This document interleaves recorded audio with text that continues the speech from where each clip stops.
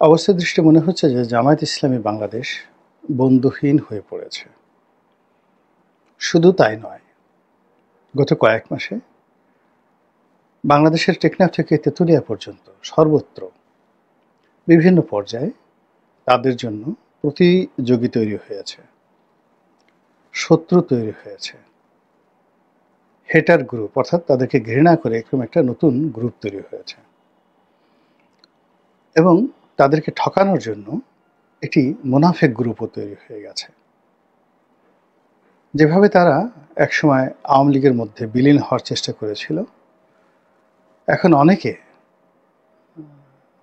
আওয়ামী লীগের অনেকে তাদের মধ্যে বিলীন হয়ে তাদেরকে সর্বনাশ করার জন্য প্রাণান্ত চেষ্টা চালাচ্ছে।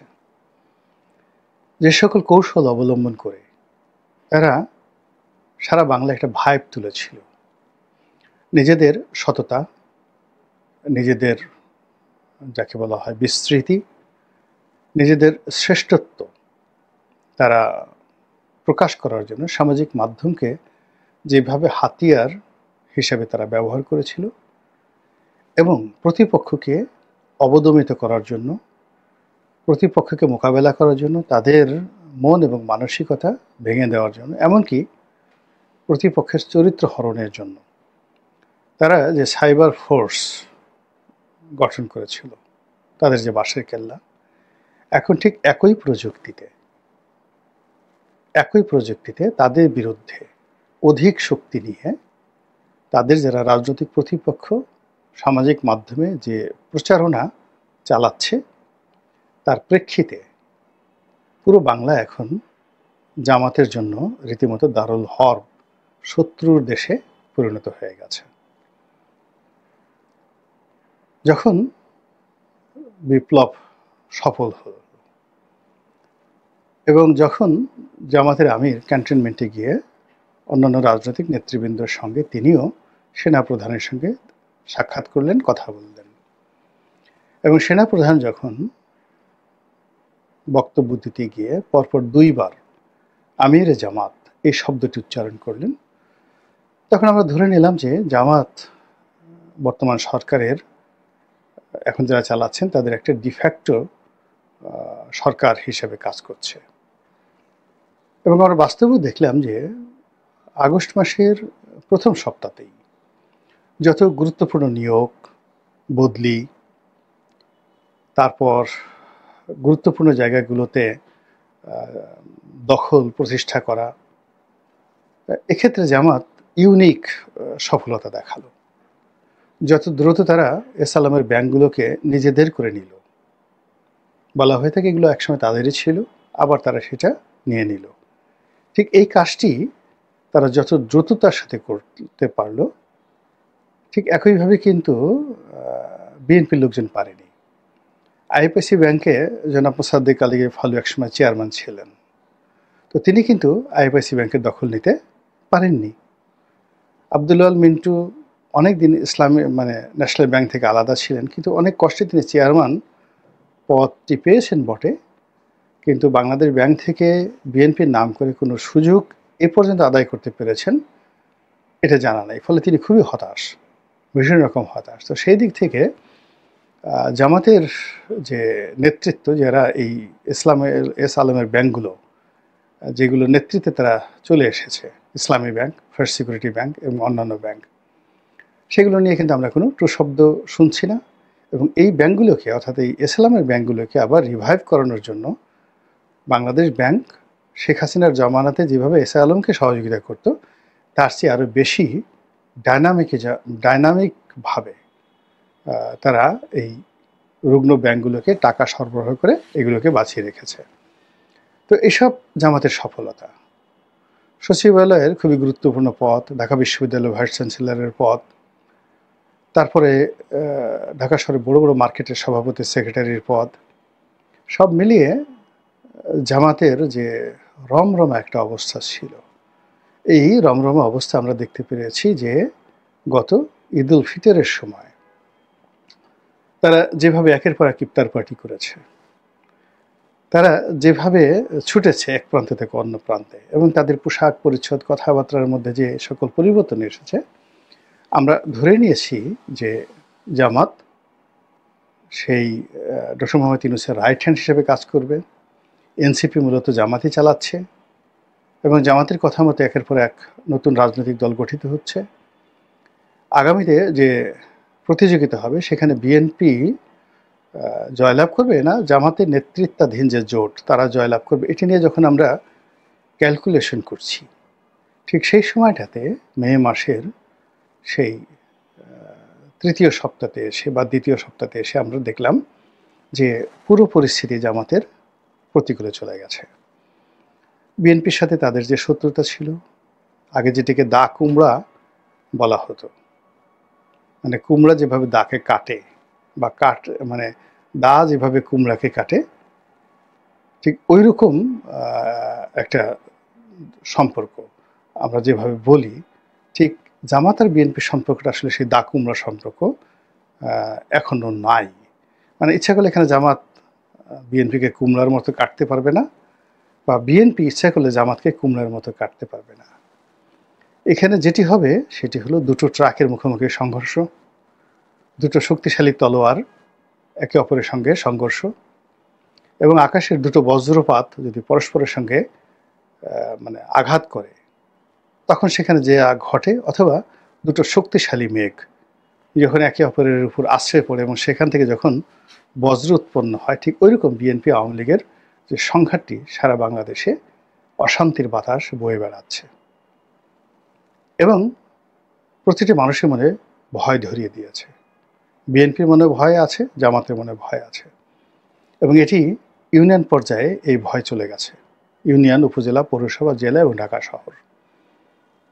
এবং এখন সেই যে বিশ্ববিদ্যালয়ের সেই আগের দিনের মতো যে একটা জামাত ধরো তারপরে কি যেন করো, এরকম বিএনপির লোকজনকে আবার জামাতের লোকজন এভাবে প্রকাশ কিছু বলছে না, বাট একটা দুইটা বিএনপি ধরো, একটা দুটো ছাত্র দল ধরো, সকাল বিকাল ড্যাশ করো, এরকম কথাবার্তাগুলো এখন অনিবার্য হয়ে পড়েছে। তো সেটা হয়তো জামাত সামাল দিতে পারতো যদি বর্তমান সরকারের সাথে তাদের সম্পর্ক ভালো থাকতো, কিন্তু সেটা হচ্ছে না।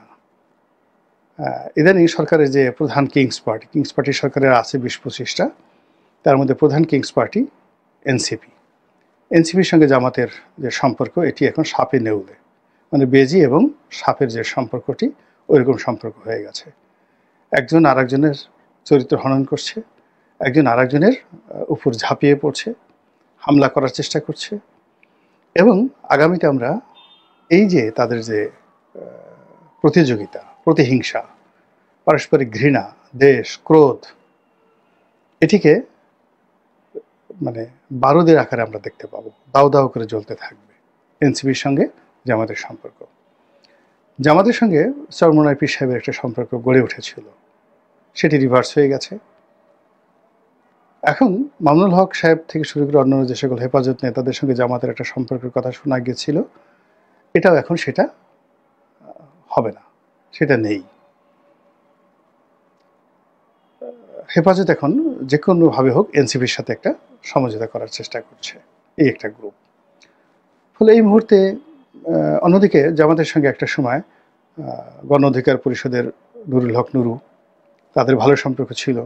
নুরুল হক নুরু থেকে বের হয়ে আম আদমি পার্টি যারা করলেন, জনাব তারেক রহমান, ওনাদের সাথে একটা ভালো সম্পর্ক ছিল। সেই সম্পর্কটি এখন আর তাদের সাথে তলে তলে থাকতে পারে কিন্তু প্রকাশ্যে নেই। এর কারণ হলো তার এই দুটো দলই, মানে তারেক রহমান সাহেবের আম জনতা এবং নুরুল হক নুরুর গণ অধিকার পরিষদ, তারা স্ট্র্যাটেজিক্যালি, কৌশলগতভাবে বিএনপির সঙ্গে এমনভাবে তারা লেগে আছে যে তাদেরকে ছাড়া বিএনপির চলবে না, বিএনপিকে ছাড়া তাদের চলবে না। ফলে এখানে তাদের যে তারা এখন পর্যন্ত এই দুটো দল, মানে গণ অধিকারের দুটো অংশ এখন পর্যন্ত জামাতের বিরুদ্ধে বলেনি, কিন্তু এটা খুব দ্রুত তারা বলবে।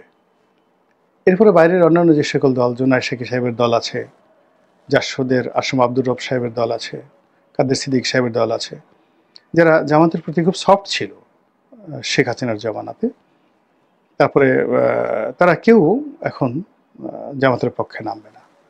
সবেধন নীলমণি এখন কেবলমাত্র আহ, যাকে বলা হয় এলডিপির যে অংশটি, দুটো অংশ এলডিপির, একটি অংশ তারেক রহমান সাহেবের সাথে আছে, যেটার চেয়ারম্যান জনাব সাদাত আর সাদাত হোসেন সেলিম, আর অপর অংশটির চেয়ারম্যান হলো কর্নেল অলি বীর বিক্রম।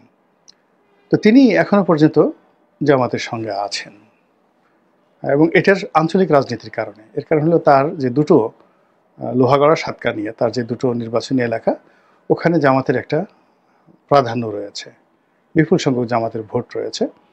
তো এই কারণে তিনি জামাতের পক্ষে কথা বলেন, কিন্তু বিএনপির পক্ষেও কথা বলেন। কিন্তু বিএনপির সঙ্গে তার সম্পর্কটা এখন ভালো নেই, তারেক রহমান সাহেবের সাথে তার সম্পর্ক ভালো নেই। যদি বিএনপির সাথে তার সম্পর্ক ভালো হয়ে যায়, তিনিও জামাতের উপর থেকে তার যে সমর্থন, এটা তিনি তুলে নেবেন। ফলে কী হলো, পুরো রাজনৈতিক যে অঙ্গনটি, সেই অঙ্গনটি এখন জামাতের জন্য রীতিমতো ভয়ঙ্কর এবং বিপজ্জনক হয়ে পড়েছে। বিভিন্ন রকম টেলিভিশন টকশো, সভা সমিতি, সেমিনারে জামাতের যারা নেতৃবৃন্দ রয়েছেন তারা এবং বিএনপির যারা নেতৃবৃন্দ রয়েছেন তারা পরস্পরের দিকে তেড়ে আসছেন। বিএনপির লোক আওয়ামী লীগের ভাষায় বলছেন যে এরা ৭১-এর স্বাধীনতা বিরোধী, মুক্তিযুদ্ধ বিরোধী, রাজাকার, আলবদর, রাজ শামস। আর জামাতের লোক বলছেন যে আমাদেরকে এরকমভাবে কথা বলার কারণে এই দেশ থেকে শেখ হাসিনাকে পালাতে হয়েছে, সুতরাং আপনারা যদি এরকম করেন আপনাদেরকে পালাতে হবে। তো এই কথা এখন এই পর্যায়ে আছে, কিন্তু আগামী দিনে এই কথা আরও ক্ষুরধার হবে এবং আরও শক্তিশালী হবে। তো সব মিলিয়ে জামাত বাংলাদেশের মধ্যে বন্ধুহীন হয়ে আছে। এখন আন্তর্জাতিক অঙ্গন চিন্তা করেন, জামাত খুব চেষ্টা করেছিল ভারতকে মিনিমাইজ করার জন্য। ভারতও জামাতের সঙ্গে হয়তো একটা সম্পর্ক স্থাপন করে ফেলতো, কিন্তু মধ্যে কি এমন ঘটেছে আমরা বলতে পারি না। আমার যতটুকু জানা আছে যে ভারত জামাতের ব্যাপারে যতটা উদার হয়েছিল, ওটা এখন রিভার্স হয়ে গেছে, অ্যাবসলিউটলি রিভার্স হয়ে গেছে। এখন জামাতের নাম দিল্লি শুনতে পারে না, অথচ এটা কিন্তু জানুয়ারি মাস পর্যন্ত অসাধারণ একটা সম্পর্ক তাদের সাথে ছিল তলে তলে। আমেরিকার সঙ্গে এবং চীনের সঙ্গে, দুটো রাষ্ট্রের সঙ্গে সম্পর্ক ভালো ছিল। চীনের সঙ্গে তাদের এখন সম্পর্ক খুব খারাপ, এই রোহিঙ্গা ইস্যু নিয়ে, মানবিক করিডোর নিয়ে। তারা যে আরাকান স্টেটে একটি মুসলিম রোহিঙ্গা রাষ্ট্র গঠন করতে চাচ্ছে, এই কথায়, এই বক্তব্যে চীন ভীষণ রকম বিক্ষুব্ধ হয়েছে। ফলে জামাতের নেতাদেরকে যেভাবে চীনে আমন্ত্রণ করে নিয়ে চীন তোয়াজ তদবির করেছিল, সেটা এখন তাদের জন্য উল্টো হয়ে গেছে, বুমেরাং হয়ে গেছে। আমেরিকার ক্ষেত্রে একই অবস্থা। আমেরিকা প্রথম দিকে অনেকটা লিবারেল, অর্থাৎ এই দলটিকে একটি লিবারেল মুসলিম ফোর্স হিসেবে তারা মনে করেছিল, কিন্তু ইদানিং তারা মনে করছে যে তারা ইসলামিক ফান্ডামেন্টালিজম যেভাবে বাংলাদেশে বিস্তার লাভ করছে, এটা মানে বিএনপির প্রচারণা হতে পারে, এটি আওয়ামী লীগের লবিং হতে পারে, যে কোনো কারণ হোক না কেন, আমেরিকাতে যে জামাতের একটা গ্রাউন্ড ছিল, সেই গ্রাউন্ডটা নষ্ট হয়ে গেছে। এর বাইরে সাধারণ মানুষ অনেকের সঙ্গে জামাতের কিছু ইউটিউবার আছে, কিছু সোশ্যাল অ্যাক্টিভিস্ট আছে, যাদের উগ্রতা, যাদের গালাগাল এবং প্রতি মুহূর্তে সামাজিক মাধ্যমে তারা এত অশ্লীল, অশ্রাব্য, এত মিথ্যাচার তারা অনবরত করে মানুষের বিরুদ্ধে। ফলে সাধারণ মানুষের মন বিষিয়ে গেছে, যে তারা সবাই এখন বুঝতে পারে যে এই লোকটি জামাতের, এই লোকটি জামাতি মদতে কাজ করছে, এই লোকটি জামাতের পয়সা নিয়ে কাজ করছে। ফলে কি হচ্ছে যে ইন জেনারেল সকলের মধ্যে একটা বিতৃষ্ণা চলে আসছে এই সামাজিক মাধ্যমে তাদের কিছু যারা সমর্থক রয়েছেন তাদের কারণে। অন্যদিকে জামাতের সঙ্গে সামাজিক যে বিভেদ এবং বিসংবাদ তৈরি করার ক্ষেত্রে জামাত বিরোধী শক্তিও কিন্তু কম দায়ী না। তারা জামাতের নামে বিভিন্ন ফেক আইডি তৈরি করে, এরপর দাড়ি টুপিওয়ালা ছবি দিয়ে সেখান থেকে যেভাবে একের পর এক পোস্ট দেওয়া হচ্ছে, কথাবার্তা বলা হচ্ছে, এবং এগুলো ফ্যাক্ট চেকিংয়ে আমরা এখনও বলতে পারছি না এগুলো কি জামাত করছে, এগুলো বিএনপি করছে না আওয়ামী লীগ করছে। কিন্তু ঘটনা হলো তারা যা কিছু করছে তাতে সামাজিক বিভেদ এবং বিসংবাদ তৈরি হচ্ছে। এর ফলে পুরো জামাত বন্ধুহীন হয়ে পড়েছে, যেটি এমনকি ১৯৭৩ সনে তারা এতটা বন্ধুহীন ছিল না। তখন তাদেরকে সাহায্য করার জন্য পাকিস্তান ছিল, সাহায্য করার জন্য মুসলিম লীগ ছিল, জাসদ ছিল, কিন্তু এখন সেটাও তাদের নেই।